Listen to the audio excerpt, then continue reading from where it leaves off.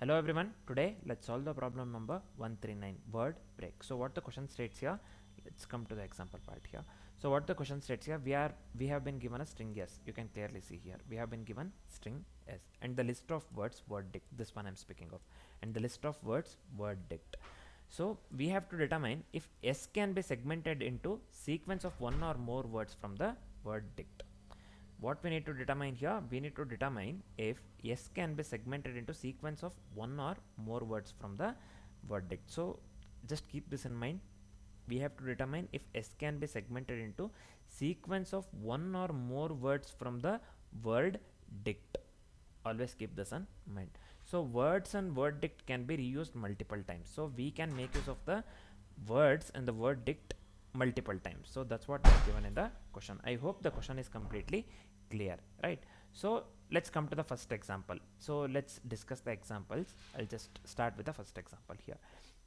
So here we have been given string Leetcode and the word dictionary or the word dict we have been given leet comma code, right? So here we can return, in this case we can return Leetcode because it can be segmented as leet as well as code, right? Leet comma code, right? So this can be segmented basically, so we have to return true in this case. This is fine. So let's come to the second example. We have apple, pen, apple. Here word dict we have apple and pen, right? So we have apple, pen, apple. So in the word dict we have apple, pen. So this can be segmented as apple, here in this case apple, pen, as well as again apple, right? So this can be segmented as apple, pen, apple, right? So we can make use of the, we are allowed to reuse the dictionary word, right? Here apple I'm speaking of, we are allowed to reuse the dictionary word. So in this case we'll be going with apple, pen, apple, right? So in this case we have to return true, we have to return true in this case. Let's discuss the third edge case. They have given cats and dog, right? So word, in the word dict we have cats, dog, sand and cat. So we can go with cats, right? Cats and dog, right? Cats and dog, but we cannot this one, what do we call, we cannot segment this one sand and cat, while we have already made use of cats here, right? Cats and dog we have we have already segmented this one, right? Cats and dog, we cannot go with sand as well as the cat. In this case we have to return false, in this case we have to return false, right? So I hope this is clear. So I hope the question is completely clear. What we need to do is completely clear as well, right? So first let's discuss the approach followed by the edge cases one by one, and then finally write the code and discuss the complexities for the code that we have written. Initially let's discuss the approach first.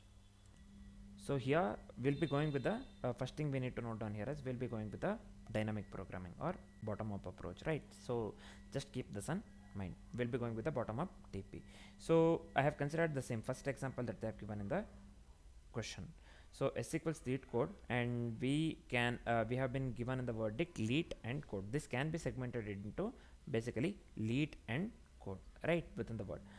So yeah, that is the reason we have to return true in this case. So we have already discussed this one. Let's move on with the step by step execution here.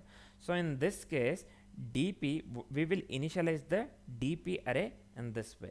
So the first one will be true, else all the this thing, so else all the characters will be, first what we'll do, this one will go with size of n plus 1. dp array will initialize this one with n plus 1. In this case we have 8, you can clearly see here 0 1 2 3 4 5 6 7, sorry 0 index, right?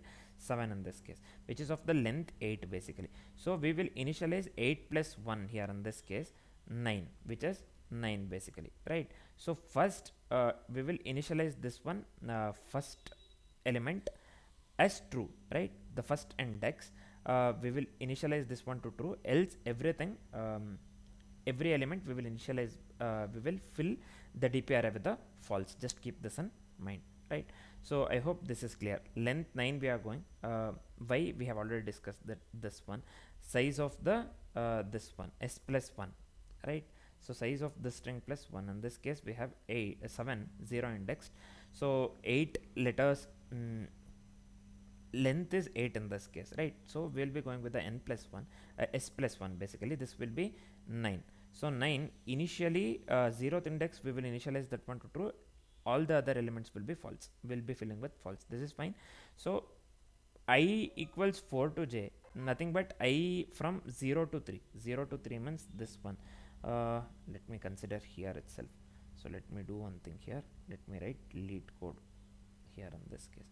So this is 0, 1, 2, 3, 4, 5, 6, 7. This is index, right? To 0 to 3 here, this one we are considering. From I equals 4 to j means from 0 to 3. S of 0 to 4 is leet, right? S of 0 to 4, this can be segmented 0 to 4. S of 0 to 4, this one will is leet. In word dictionary, and dp of 0 is true, means dp of 4 is true. Nothing but here in this case, word dictionary we have leet, and in S of while we consider string, from string 0 to 4 is this one leet as well. So this matches, then we have to return true in this case. So as it matches, we'll be returning true. This can be segmented, right? So segmented means we are going with comma, right? So leet within the strings, comma, this one code. This can be segmented into 2 words. This has to be segmented into 2 words if we want to return true, else we have to return false, right? So this can be segmented. In this case, we will return true. So this is fine. Just give me a second here. This is fine. So in this case, we got true. So let's move on with the next step here. From I 8 to j means from 0 to 7, especially we have this one. From S4 to 8 we have code. Within the S we are considering, not the word dict here. Basically, when I say yes, this one we are considering code. S4 to 8, right? S4 to 8 we have code, and in word dictionary also we have dp of 4, this one. From I8 we are considering, right? This one from 8 to j, basically code itself. From 8 to j means from we are considering from 4 to 7. When it comes to index, I'm speaking of this one. 4, 5, 6, 7 we are considering, right? 4, 5, 6, 7. Basically not 4, 5, 6, 7. When we consider comma here, this will be 4 to this one. 0 to 4 means we have to consider comma as well, right? Here in this case, so don't get confused. Just give me a second here. So this one we will go with leet, right? This one code, right? So in I to this one becomes 0, 1, 2, 3, comma becomes 4, 5, 6, 7, 8 here in this case. Comma also we are considering here, right? So in this case, 0 to 4 means leet we have, leet and comma. So this one we have considered S0 to 4, right? S0 to 4. So this is fine. So in this case, S4 to 8 means this one, 4 to 8. 4, 5, 6, 7, 8, again comma to code here in this case. So in the word dictionary, dp of 4 is true, and dp of 8 is true. Dp of 4 to dp of 8 is basically true. That's what they have, that's what we are considering. Why? Because we have code in S as well as in this one, what do we call, word length, word dict, sorry, in word dict as well as the this one we have code. And yes, this can be segmented by comma, basically leet and code. This can be segmented leet and code within the word dict, right? From S within the word dict, it can be segmented leet comma code. So here in this case we have got true. So output that we got is true. So output here in this case, dp from 0 to 4, right? 0 to 4 and 4 to 8 we need to consider here in this case. 0 to 4, here the fourth one we have got true, and 8th one also we have got true. So we will return the final one, dp of this one, 8, right? So this is 0, 1, 2, 3, 4, 5, 6, 7, 8. So dp of 8 we got is true, so we will return the same thing here as output. So dp of 8 is true, which is equivalent to the output that we got for the first example in the question. True, true, right? So the approach works absolutely correct in this case. Now we are completely familiar with the approach. As we are completely familiar with the approach, let's discuss the edge cases one by one. The first edge case that we are going with here is single character match, right? So the first edge case we are going with here is single character match. So here single character match, basically here A, a. So this we will return this one as true. Let's go with the second edge case, no match found. Here we have a, in the word dict we have b, so it is impossible. So in that case, impossible to match the words, right? So in this case we will return false. So let's go with the third edge case here, reuse dictionary words. We have 4 a's here. In the word dict we have a and double a. In this case we will return true, right? So here you can clearly see 4 a's we have, right? In the word dict we have 2 a's. We can just go with the 2 a's for 1, and 1 a we have, and we can consider any other a's, right? Any other a that is present in s. So in this case we have to return true, as it is completely possible. So let's move on with the fourth edge case here, empty string.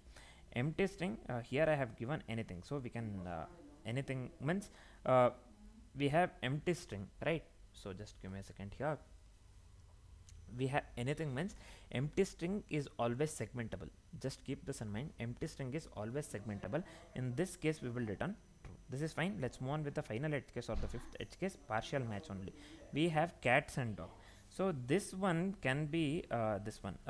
We are going with cats, dog, sand, and cat. We have already discussed this one. This is from the example, the final example. So we don't have to discuss this one again. The output that we need to get here is false, right? So these are the 5 edge cases that we need to keep in mind. The first edge case is for the single character match.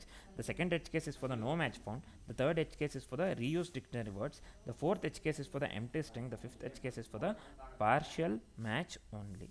Right, so these are the 5 edge cases that we need to keep in mind. So now we are completely familiar with the edge cases as well as the approach. As we are completely familiar, we are good to write the code. Let's start writing the code. So first let's consider the length of the input string. We will be making use of the length of the input string in the code that we write further. So I'll just assign this one to the particular variable. I'll just consider n here as variable. Let me initialize this one to the, assign this one to the length of the s. This is fine. So the next step here is we are making use of the DP, right? So we have already discussed this one. We'll be going with the DP array of size n+1, right?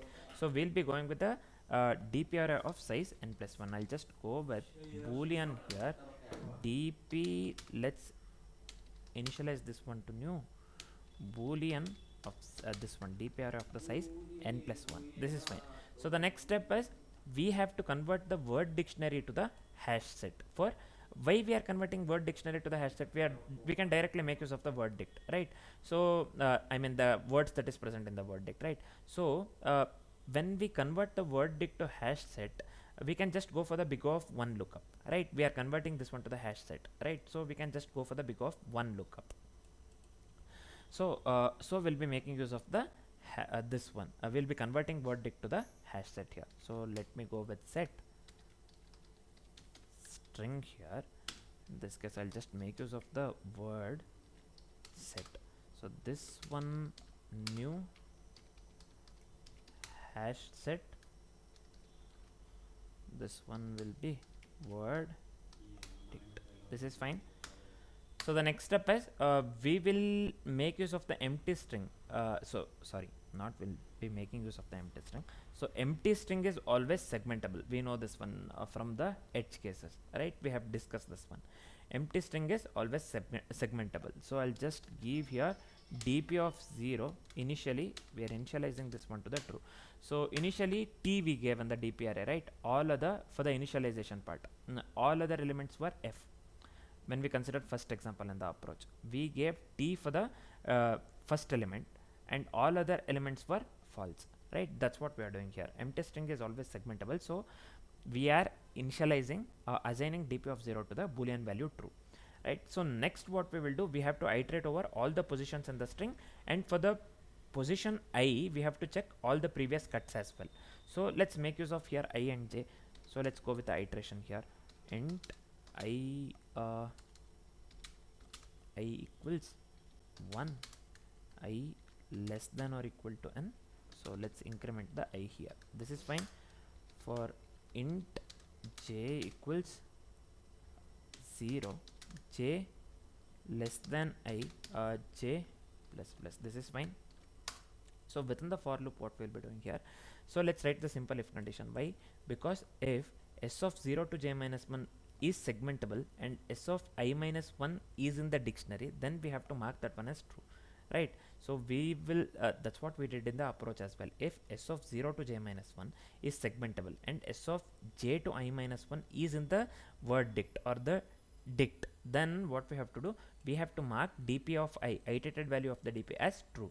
So if it is present in both, right, if it is present in the dict as well as the s in simple terms, right, so we have to mark the iterated value of the dp as true. If it is not, then we have to return false, right? So we don't have to worry about the false boolean value. If it is segmentable, then if we means iterated value of the dp has to be true. That one let's implement in the form of code. So I'll just go with here, if dp of j and word set contains here this one s dot substring here, this one of j comma I.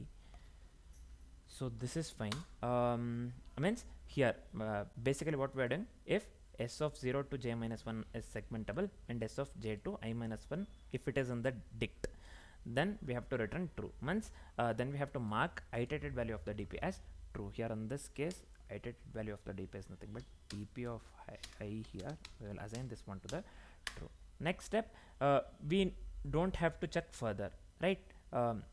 We don't have to check further cuts for this I, or we don't have to further check further. So I'll just make use of the break statement here. This is fine. So finally the final step is we have to return whether the whole string nothing but s of 0 to n minus 1 is segmentable or not, right? So in this case we'll go with we'll just return here dp of n.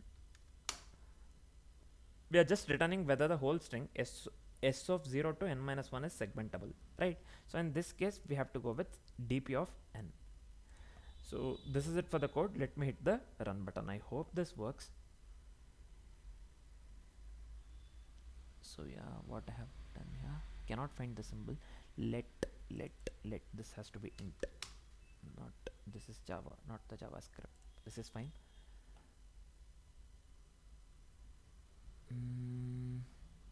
Now what did I do? Error, cannot find symbol. Hash set, h has to be capital. This is fine. So yeah, now we can clearly see the sample test cases are getting passed. Means the code works absolutely correct in this case. Let's check for all the test cases. Let me hit the submit button. So I hope this works for all the test cases. Let's see. So now you can clearly see all the test cases are getting passed. Means the code works absolutely correct in this case.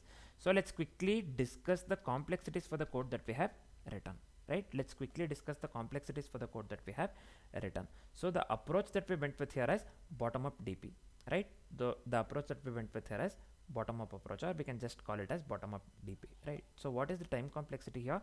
Overall time complexity is big O of n square, or big O of n to the power of 2.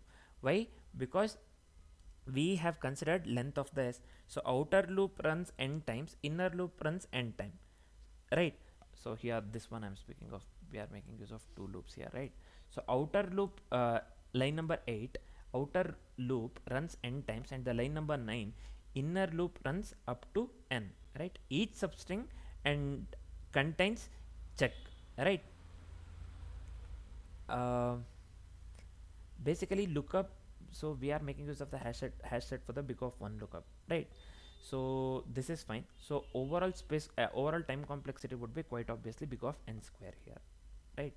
Basically why it is big of n square? Because outer loop runs n times, inner loop runs up to n, right? So we are making use of this one. Length of the S is nothing but n here in this case. So overall time complexity would be big of n square. So let's go with the space complexity. So overall space complexity is big of n. Why it is big of n here? Because we are making use of the DP array of size n plus 1 here. You can clearly see the line number 4 I'm speaking of, right? So overall space complexity would be quite obviously big of n. So this is big of n for the DP array and big of m for the word set, where m is total length of all the words in the word dictionary, right? So big of n for the DP array. In this case, time complexity is big of n square and the space complexity is big of n, for the code that we have written. So I hope the complexities are completely clear, and I hope whatever the code that we have written is completely clear as well. For now, this is it. Thanks for watching, guys.